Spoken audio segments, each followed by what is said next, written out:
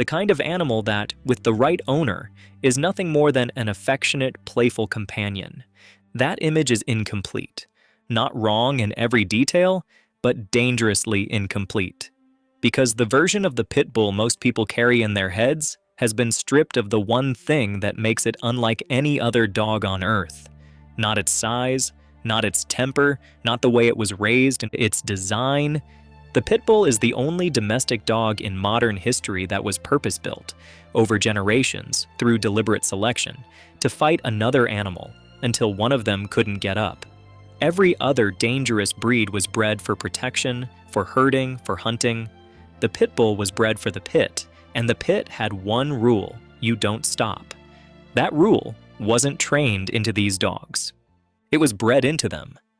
And no amount of love, socialization, or responsible ownership can fully reach into 200 years of genetic selection and erase it. Here's what the numbers actually say.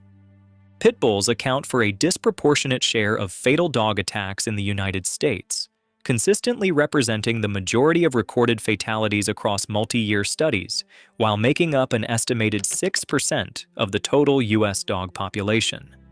Independent researchers and government data sources have documented this pattern across multiple decades, though precise figures vary depending on methodology and how breed is identified at the time of incident.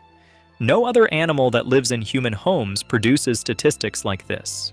Not Rottweilers, not German Shepherds, not any combination of every other breed combined. And yet, in the United States alone, there are millions of pit bulls living as family pets. To understand why this is happening, you have to go back to where this animal came from. In 19th century England, bull baiting was a spectator sport. Dogs were bred to charge at tethered bulls, latch onto the nose or throat, and hold. The Old English Bulldog was the tool of choice, powerful, thick-necked, with a jaw built for clamping. When bull baiting was banned in 1835, the practice didn't disappear. It went underground and it got smaller. Instead of bulls, the target became other dogs. And instead of open fields, the venue became a pit, a contained space from which neither animal could escape. The bulldog was crossed with terriers, lean, fast, driven dogs bred to pursue prey into tight spaces and never give up. The result was something new. Something that combined the bulldog's jaw strength with the terrier's relentless, almost neurotic drive to keep going. Breeders called it the bull and terrier. We call it the American Pit Bull Terrier. Here's the part that most people gloss over. For the entire duration that pit fighting was popular, spanning generations, breeders didn't just select for aggression, they selected against inhibition. Dogs that hesitated were culled. Dogs that showed fear were culled. Dogs that bit and released, or gave warning signs before engaging, were culled. Only the dogs that locked in and kept going were allowed to reproduce. You are looking at the direct descendant of that process.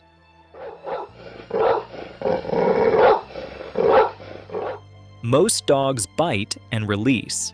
That behavior is evolutionary. It's a warning, a signal, a way of saying back off without committing to a fight. Even aggressive breeds follow this pattern. It's built into canine social communication. Pit bulls were bred to eliminate it. Their characteristic attack pattern, documented by animal behaviorists and emergency physicians alike, is called the hold and shake. Once engaged, the dog locks its jaw onto a target and rotates its head, tearing tissue rather than puncturing it. This isn't learned behavior. It's a direct inheritance from the bull baiting lineage, where the goal was to stay attached to a moving, thrashing animal that weighed 1,000 pounds. But the mechanics of the bite are not the most dangerous thing about a pit bull attack. The most dangerous thing is what happens before it. Most dogs give advance warning: stiffening, growling, a hard stare, raised hackles. These signals exist to de-escalate. They give the other party time to back down before teeth are involved. They're ancient, preserved across nearly every domestic breed. In pit bulls, those signals were systematically reduced. Because in the pit, Showing your intentions early gave your opponent time to prepare. That was a liability, so over generations, the dogs that telegraphed least were the ones that survived and bred. The result is an animal that can transition from calm to full attack with little to no visible escalation. Trainers call this bite without warning. Emergency rooms see it every year. In 2011, Darla Napora was found dead in her home in Pacifica, California. She was 32 years old and pregnant. The dog that killed her, a pit bull raised from a puppy, described by everyone who knew the family as gentle and well-behaved, showed no prior aggression.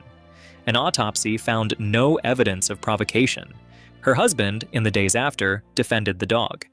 In 2017, a 3-year-old boy named Miles Leak was fatally attacked by 2 pit bulls in Loganville, Georgia. The dogs belonged to family members.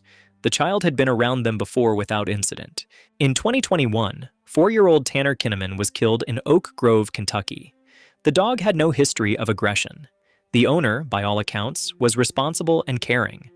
These are not outliers. Researchers who study fatal dog attacks have identified a pattern that repeats across hundreds of cases. The dog was well socialized, the owner was responsible, and there was no prior record of aggression. Dr. Gary Patronek, a veterinarian and epidemiologist who spent years analyzing fatal dog attacks, found that in the majority of cases, the attacking dog had never shown aggression before the fatal incident.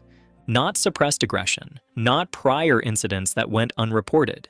No prior aggression at all. This is the piece that makes the pit bull genuinely different from other dangerous animals. With most threats, the danger is legible. A venomous snake looks the part. A large predator signals its nature. Even other dangerous dog breeds tend to produce warning signs that experienced owners can read and manage. The pit bull's risk is structurally invisible, not because owners are careless, but because the biology was engineered to be invisible.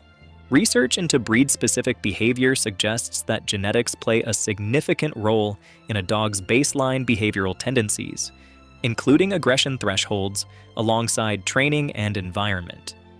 2 pit bulls raised identically in the same home by the same people can produce entirely different outcomes, because what sits underneath the behavior is a genetic architecture assembled over 2 centuries of selection for exactly one thing. Some animal behaviorists who study pit bull attacks have described a pattern of sudden, unprovoked aggression with no apparent trigger, after which the dog often appears calm and disoriented, as if the episode has